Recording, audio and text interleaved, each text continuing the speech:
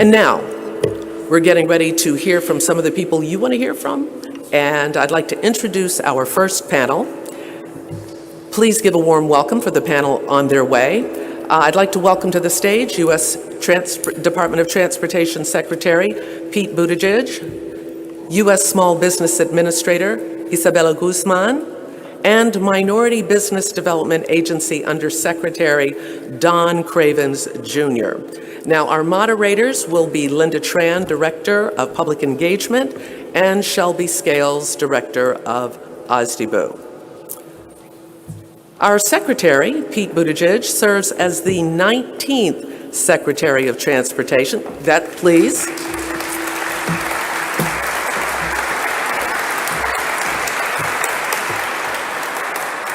He was sworn in on February 3rd, 2021, and his focus as Secretary is to deliver the world's leading transportation system for the American people and the economy. A very handsome and lovely group. Would you agree? Yes. Administrator Isabella Guzman from the SBA was sworn in as the 27th Administrator of the U.S. Small Business Administration on March 17th, 2021. Administrator Guzman will continue to work to transform SBA's programs and services to meet all small businesses where they are and to deliver the capital, revenue, growth opportunities, and support networks that all of us entrepreneurs need to start, to grow, and to lead our reimagined economy.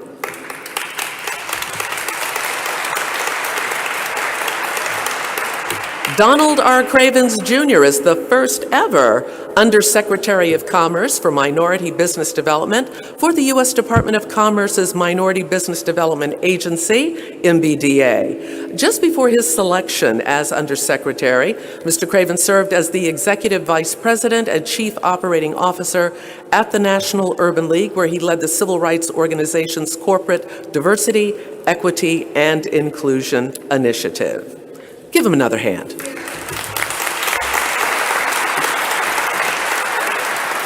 And now our moderators will be Shelby Scales, Director of OSDBU, and Linda Tran, Director of Public Engagement. And I'd like to welcome now to the podium our Secretary. Thank you. Thanks very much. Well, good morning. And welcome to the Department of Transportation. We have been looking forward to this for a long time, and it is great to see the atrium filled with so many leaders who are going to play such an important role in the economic opportunity ahead. I'll say just a brief word of welcome before we turn to the panel, but I want in particular to thank my colleagues Shelby and Linda and everybody who's been part of this for their work. And express our pride and pleasure in hosting Administrator Guzman and Undersecretary Cravens, who are doing such extraordinary things and such important leaders at this moment.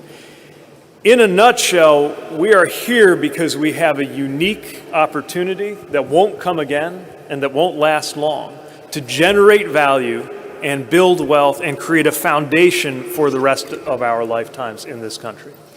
Over $1 trillion is about to move through the United States economy thanks to the President's bipartisan infrastructure law. About half of that is in transportation.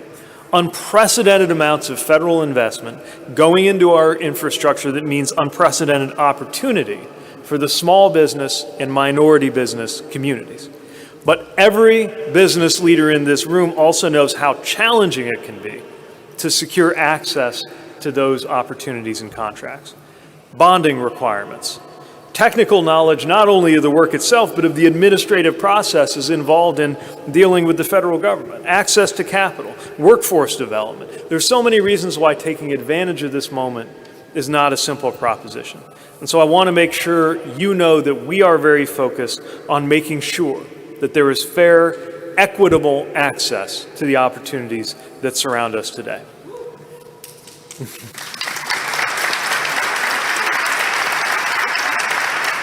And we're going to share some of the steps that we're taking over the course of this panel, from revamping our DBE programs, which, by the way, are open for comment right now. We've extended that comment period.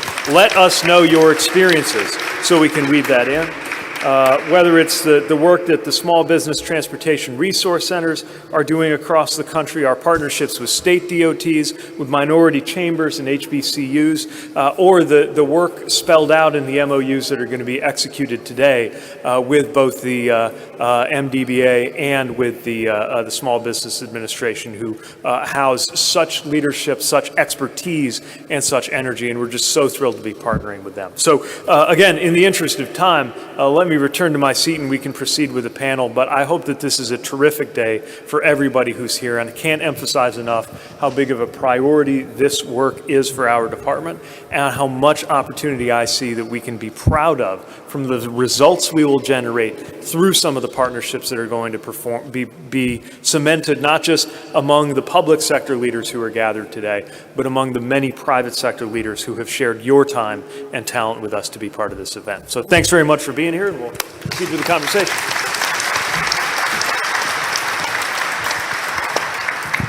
Thank you so much, Mr. Secretary, and a warm welcome to everybody here. I think we can get started actually just riffing off of your remarks just now. Can you talk to us about the opportunity and the urgency of this moment, especially as it pertains to wealth creation? So when this level of investment happens across the United States, it is not only an opportunity to better use the capacity that exists among our excellent small businesses around America, but also, I believe, to grow that capacity. In other words, shame on us if we get to the end of a 5-year stretch of unprecedented investment, and the number of businesses and the size of the businesses and the number of professionals and workers, especially from historically excluded backgrounds, is the same as it was at the beginning. We have to grow that. And we know that historically, even some of the mechanisms for trying to do the right thing have been a little, let's say, less than user-friendly. So we have an opportunity to enhance not just what we're doing, but how we're doing it. That's the work that's going on with the rulemaking, with these partnerships, with the input that we're getting from all of you. And the bottom line is, as we make these investments, we know that we're not just building roads, we're not just building highways, we're building futures. We're building a middle class across America. We're building a professional class. We're going to have more millionaires created from historically excluded groups. And in order to do that, of course, we have to bring a lot of intention to how we proceed and how we make ourselves, as a government, a little bit easier to do business with. Thank you, Mr. Secretary. And a lot of businesses in the audience like to hear that they're going to become millionaires off of this infrastructure bill, right? My next question is to our administrator and to Undersecretary Cravens. As part of President Biden's administration, the executive order on equity for all federal partners, we were required to develop an equity action plan and strategies. Can you lean in a little bit about what SBA is doing and highlighting in terms of your equity action plan, and also Mr. Cravens, if you would do the same following our administrator. Yes, I'd be happy to. And this is a historic moment. I agree with President Biden's leadership, focusing on equity from day one. I think that's unprecedented in and of itself. And SBA has a very unique role to play as the agency that is committed to delivering the promise of the American dream of business ownership to more Americans. I've asked my team to be entrepreneurial, just like the small businesses, like all you have to exist every day. And we want to make sure that we are our customer experience is prioritized, knowing who our customer is, that we're using technology to leverage opportunities to grow and scale, and that we're being equitable in everything that we do. With that framework, we've been transforming our programs aligned with the equity agenda of the President to ensure that we can take learnings from the incredible scale of $1.2 trillion that the SBA achieved during the pandemic to truly broaden our distribution networks and make sure those distribution networks look like America America look like the changing face of entrepreneurship that is being led by women and people of color who are starting businesses at the highest rates. It's a great disservice to our country, to our economy, to have inefficiencies existing in our economy, and we underinvest in women and people of color, causing great devastation in terms of the job creation levels and the revenue creation levels. So our focus at SBA is reversing those trends, making sure that businesses can get funded to grow and leverage those revenue growth opportunities like contracting, like those that Secretary Buttigieg has been so committed to. And I have to tell you, just to back up as well in being in this space, from day one, Secretary Buttigieg has been really committed to making sure that we can action and give the know-how to communities to leverage these funds that are coming out of the Department of Transportation.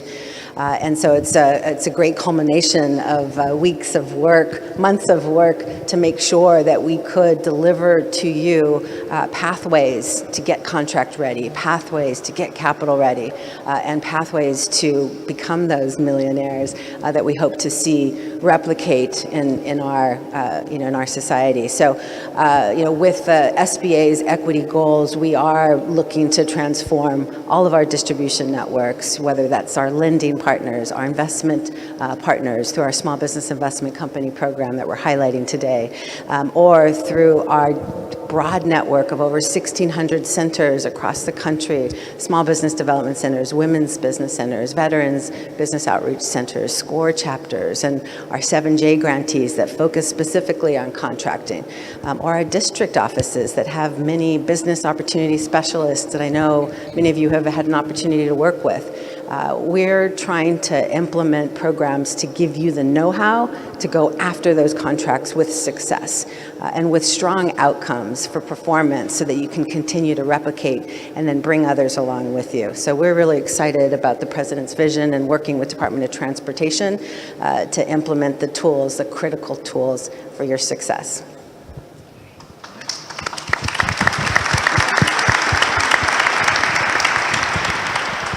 Well, good morning. It is an honor to be here. Mr. Secretary, thank you so much for inviting the Minority Business Development Agency to be here. It is a testament, as the administrator said, to your leadership.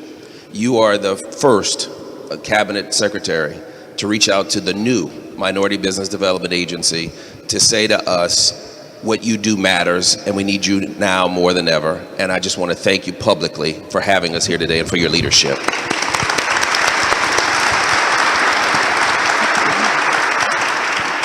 For 53 years, after President Nixon signed an executive order, the Minority Business Development Agency has been a temporary agency. If you are a person of color in this country, you've been waiting for 53 years for a Congress and a president to say, we want this to be a priority. We want it to be permanent. We don't want to be day to day. We don't want our employees to hope and pray they have a job tomorrow. And thanks to this Congress, bipartisan Congress, and especially thanks to this president and our vice president, MBDA for the first time in history is a permanent federal agency.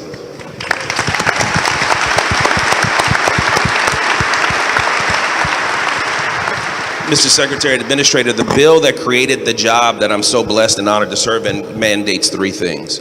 One, it says that MBDA needs a leader at a certain level, and it created an undersecretary level. And those of you who are familiar with government understands there's a secretary, a deputy secretary, and then an undersecretary. And so, again, they chose a senior level, I think, to show the importance of minority business development. It also mandates that we expand our network of business centers and grant programs as well. And I know many of you in here today are operators or project directors of our facilities, and we too service millions of minority-owned businesses throughout this great land each and every year. And the third thing the Act mandates is that MBDA has to be intentional about equity. We are the equity agency.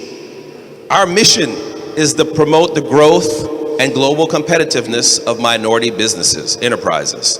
And so our job is that from day one. Mr. Secretary, you talked about history.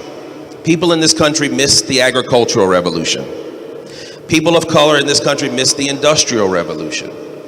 This infrastructure bill is a once in a generational lifetime, as you said, to level some playing fields, to correct some wrongs for other Americans.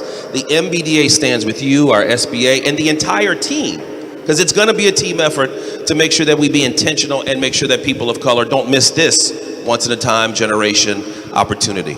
We're going to work through our centers. We have a federal procurement center here in Washington, D.C., designed to help men and women have access, gain knowledge, to participate in the contracting opportunities that are going to come out of it. And this MOU, Mr. Secretary, that we're signing today sends a clear message to everyone that the Department of Transportation, MBDA, SBA, we're going to work on these initiatives together, and we're going to make sure that they're successful. And so again, I want to thank you for having us here today. Thank you for your leadership, and I look forward to rolling up our sleeves and getting to work. Thank you so much. Next question is back to you, Mr. Secretary. So I think everybody in this room knows the big picture numbers, $1.2 trillion in the bipartisan infrastructure law, $660 billion flowing through the Department of Transportation. But we also know that the lion's share of those resources are flowing through state DOTs. Mr. Secretary, what can we do at the federal level to make sure that disadvantaged and small business enterprises are able to compete for those bill dollars? Well, that's exactly right. So there are some dollars that we procure directly as a department, and when it comes to our federal direct procurement, I'm pleased to report to you that we have raised our goal, and at 21% we are beating our goal as of this quarter, and we're going to keep pushing to do that. But for every dollar that we directly procure, there are many more that are actually going out through state DOTs, transit agencies, individual cities, all the different parties that are applying to us for funds. And our job, I think, is to make sure we're working with them as well, so that we don't just write the check and forget about it, but keep track of how those funds, as they work their way through the states, as they work their way through the cities, are creating, for example, opportunities for people who are the first in their family, maybe the first working mother in their family to join the building trades as a worker, or maybe the first black-owned contractor in that community to be doing engineering work, or whatever that unique opportunity is. The team often hears me grumble that there's a room over there with a big board on the wall where I can see the position and location of every aircraft in the national airspace. But there's not an equivalent one where we can see where every dollar that we sent out of this building went. We're working to gather better data about how those dollars are being used, and to work on the front end, not just to make sure that the law is being upheld, which of course, when it comes to Title VI, is a major and important responsibility, but we believe a floor on what should be happening, but also that we are going above and beyond when it comes to inclusion in how those dollars are being spent. But here again is work that cannot succeed without the partnership of you in the private sector who already have the expertise and the foothold, and with our partners at the Minority Business Development Agency and at the SBA. Don't be misled, for example, by the size of the budget of the Minority Business Development Agency, which is a lot bigger now than it was under the previous administration, I believe. We can always use more, Mr. Secretary. But as you know, we'll leverage the way that the billions and billions of dollars of other funding gets spent through the cultivation of this capacity. Same with the SBA. And so that's where we think the action really is. And we're working to make sure, as we engage the states, also some of the largest prime contractors in the country that need to, I think, and can do more when it comes to engaging and cultivating smaller businesses, as well as making sure we support the small businesses in their path to themselves becoming the primes. We can do a lot, and we're doing a lot through OSDBU and the work that Shelby and her team are leading up. Thank you. And we don't consider it grumbling. We consider it a request, Mr. Secretary. Let's call it encouragement. Encouragement, absolutely. And we're right there with you. Administrator Guzman, your organization has been key to re-energizing our economy, particularly with supporting us and our small businesses with access to capital. There are many, many small businesses in the audience today who came here specifically to meet with our capital partners, and thank you for bringing them here today. Could you share with the audience a little bit about how they can expect to lean into SBA a little bit more in terms of access to capital going forward? So access to capital, of course, is the cornerstone of SBA's long historic private-public partnership. And so I have my team here, my Associate Administrator of the Office of Investment and Innovation, Bailey DeVries, who's going to be sharing more about these programs a little bit later on the investment side. And of course, we have our Office of Capital Access that manages all of our lending portfolio.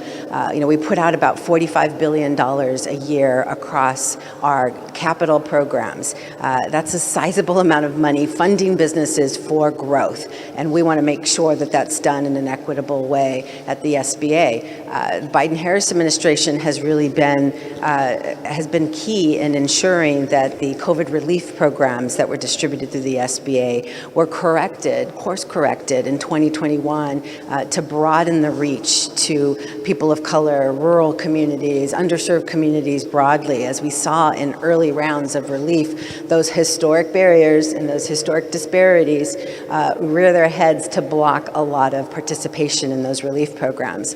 And so with the changes that we implemented across PPP and EIDL and our other programs, we have key learnings, and that is the broader distribution network with incentivizing emerging and diverse fund managers across our investment portfolio, incentivizing a broader network of lenders and expanding the footprint of the core lending programs to more lenders across America that want to work with communities that represent the majority of startups in this country.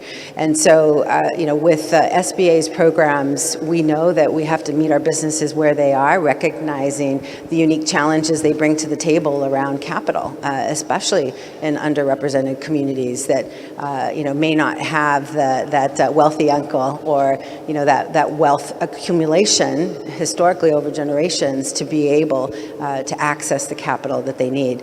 SBA's programs are inherently about getting the private capital markets to yes more easily with the backing of the federal government.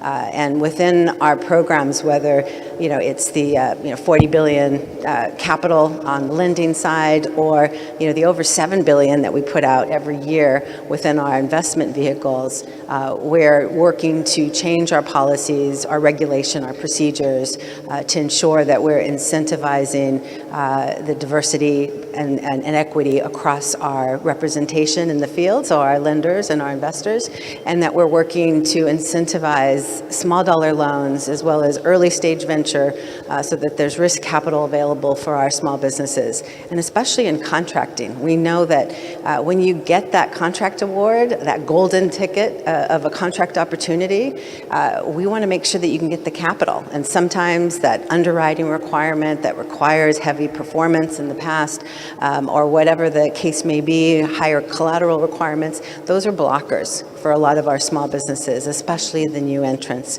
And so we're working to make sure that our programs can actually work to really fund these emerging businesses as they work towards building our infrastructure in this country. SBA's programs across the board are very powerful in helping around contracting. We are the agency that works with all the federal agencies to help them achieve their goals. And of course, the president has announced an increase of the small disadvantaged business goal to 15% by 2025, which could represent at least $50 billion more in federal contracting opportunities for our small businesses. That's right. Driving to that goal at the SBA means working with agencies to ensure that there are vehicles for our small businesses to access in the increasingly challenging world of category management, strategic sourcing and bundling. We want to make sure that small businesses can have those entry points and that they can get funded. And so I know that my team is leading a panel a little bit later on government contracting to give you more details about the changes we're making, as well as leading a session on capital to talk about how you can connect to capital, get ready and connect to capital. But know that across our networks, we're really committed to making sure that the federal spend around all these historic legislative achievements, whether it's the Inflation Reduction Act and the climate investments or the Infrastructure Investment and Jobs Act, or the as well, the Science Act, we want to make sure that small businesses are at the forefront. The president wants to make sure that small businesses are at the forefront so that there is competition and that we can continue to be an innovative global leader with our small businesses leading the charge. The time is going quickly. These conversations are always very fun, and we could obviously speak for hours. I'm going to do a little bit of a riff here, and while we're talking about a lot of the initiatives, the programs, and the numbers behind all of this, I also know that each and every one of you are road warriors, and you're going around talking to small businesses all around the country. I think it would be great for folks in the audience to hear what stories are you getting that are inspiring you to do this work. Maybe we could start with the Undersecretary. Well, thank you. I'm on week 2 of the job, so I haven't traveled yet.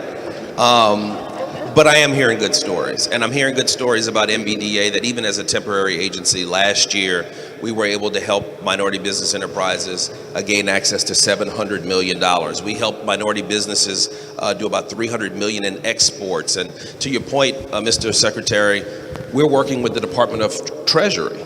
They've given MBDA access to $100 million to create the State Small Business Credit Initiative. And that initiative will allow us to provide technical assistance training to minority businesses so that they can become more appealable to venture capital and to investors. And so we're hoping that in the first couple of months of the new MBDA, the first year or so, we're going to increase those success stories and those great stories. I'll say this because this may be the last time I get a chance to talk.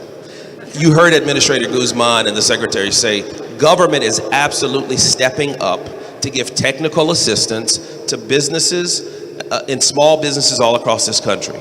To our investor friends, our financial friends, our bankers, you got to step up too. We can train and coach and teach, Mr. Secretary, till we're blue in the face.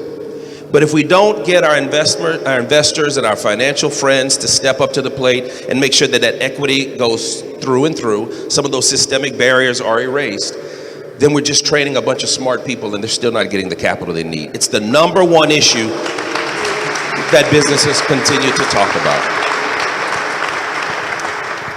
Administrator Guzman. Well, you know what, the 8A program, of course, is an incredible program that connects small businesses to the federal government. The marketplace is huge. It's $560 billion.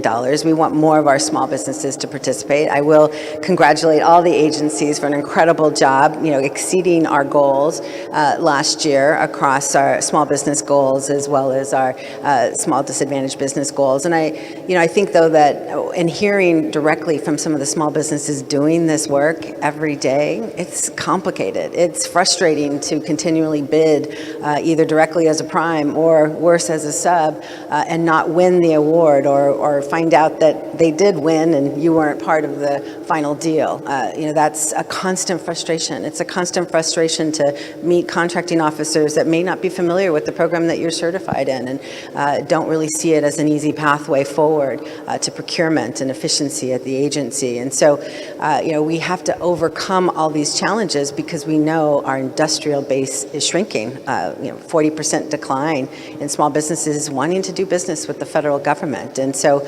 I'm really taken by the stories recently, a construction company, an 8A construction company that was graduating soon, actually within a year, and looking to continue to participate and engage in the program as they needed a good off-ramp. 25% of their business comes from the 8A program directly. And so there's so many opportunities to connect successful firms who have leveraged federal procurement strategies to those new entrants to be able to build a stronger base of small businesses that are participating successfully in procurement strategies. And the SBA every day is rethinking how it can make its programs more attractive so that federal agencies find procurement with the small businesses is the easiest, most innovative, and strongest path to successfully achieving the agency's mission. And I know with Secretary Buttigieg's leadership here at Transportation, that goes a long way to ensuring that happens at an agency. And so,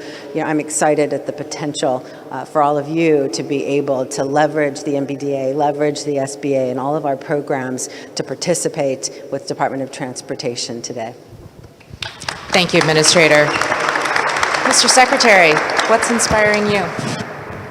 We've been on the road a lot, haven't we? And it's so many places we have such amazing conversations. I think about Essence Fest and the women-owned businesses we talk to, describing the work that they've done, but also the challenges that they faced. For example, when a prime would bring them on, but an architecture firm would be brought in to maybe check a box on outreach, but not actually do architecture and build their capacity. And so it's an example of some of the things we need to do to follow through and see how not only the first step is happening, but all of the steps are happening in the right way. We were just in Detroit a few days ago where we were funding an improvement to I-375 where it cuts like a gash through the downtown and cuts off historically black neighborhoods from the opportunities that are more into town. We're going to turn it into a boulevard. We're partnering with the Michigan DOT to do that. But of course, we're very excited about that. But part of the interest there is not just the virtue of the work that's going to be done, but who's going to get to do the work, and how do we make sure that there is a business base and a worker base ready to undertake that. And then I think about Atlanta. We talk about the history and the mistakes and the exclusions in history, but also when we were at Atlanta, we were at the airport talking with businesses that have been involved in the expansion and construction work there that are in their second or third generation, because the original construction of the airport in Atlanta helped to create the now famous black middle class in Atlanta, because there was a lot of intention under the leadership of a very strong mayor about seeing to it that businesses got a shot at those opportunities. And so if we can have a version of that experience, of that success story, happen in every community, and it happened not just around one airport that created so much opportunity, but around the bridges that we're fixing and the roads that we're building and the airports that we're expanding and the subways that we're digging and the ports that we're improving and the transit that we're rerouting. That really can be something that could build up to a goal, no pressure on our team, but a goal of being able to look back from the 2050s at these early years and say, part of why gaps started to close in America in the 2020s was that the infrastructure spending was so big and so well managed that it created wealth that then built through generations. That's what we have a shot at doing.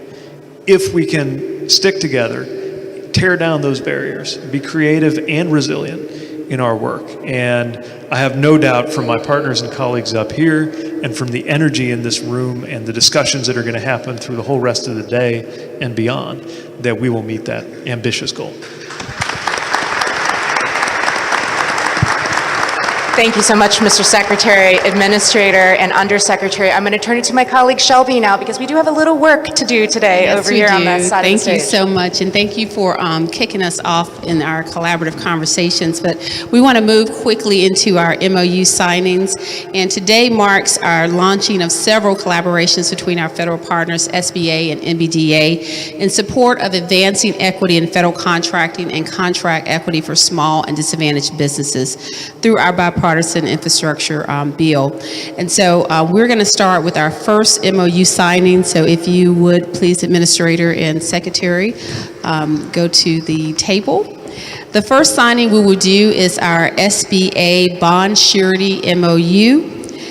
The Small Business Administration and the Department's Bonding Education Program have complementary missions regarding contract surety bonding to support small businesses. DOT and SBA agree that sharing information and collaborating on initiatives such as collecting marketing, OSDBU utilizing SBA pre-approved bond producers, and SBA providing training and increased support of our SBTRCs and other small business centers are effective ways to achieve these goals.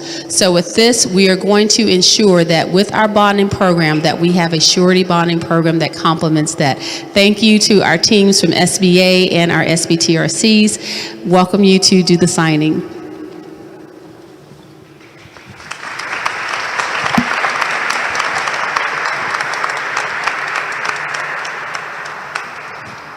Thank you so much. Our second MOU signing reflects the following commitments by SBA and DOT, providing additional capital access to small and disadvantaged businesses. SBA will make available to US DOT Small Business Investment Company related resources, SBIC related resources, and support from the SBA Office of Investment and Innovation to facilitate access to private capital for small business concerns with a focus on small disadvantaged businesses and disadvantaged business enterprises, pursuing contract opportunities resulting from the bipartisan infrastructure law. US DOT will establish a technology solution, personnel resources, and processes for qualifying small businesses with a focus on SDBs and DBEs interested in accessing private capital and informing SBA of interested parties to facilitate connections with SBICs. Last but not least, US DOT will ensure OSDBU resources, that would be under the great leadership of our Shelby Scales here, resources and staffing are allocated to facilitate small business investment with a focus on SDBs and DBEs and private loan leads and connections with SBICs. And SBA will support these efforts with their subject matter expertise. Thank you, Mr. Secretary and Administrator Guzman. We're going to move on now to the third and final MOU with Undersecretary Cravens and our own Director Scales. Our final MOU signing reflects the following commitments by MBDA and DOT, providing additional procurement resources supporting the bipartisan infrastructure law through education and trainings throughout the MBDA network in support of bipartisan infrastructure law infrastructure. The MBDA MOU, lots of acronyms here this morning, will focus on engaging and developing underrepresented MBEs in national transportation supply chains and related high-growth industries, as well as utilizing data sharing and reporting tools to increase the DOT and MBDA engagement with minority business enterprises. These partnerships give us more capacity in the field through their woman business centers and MBDA centers to source more small businesses and DBEs and provide trainings. MBDA and SBA are also partners for our department's upcoming Advancing Equitable Infrastructure Opportunities Small Business Contracting Symposiums led by our SBTRCs. Thank you, Undersecretary Cravens and Director Scales. Now I'm going to hand it back to our incomparable Doris. Thank you. Yes. Exciting? All you future millionaires out there, you're looking marvelous. I'm glad you came today, and I know you are. I'd like to thank Secretary Buttigieg, Administrator Guzman, and Undersecretary Cravens for their time and their commitment for the small business community.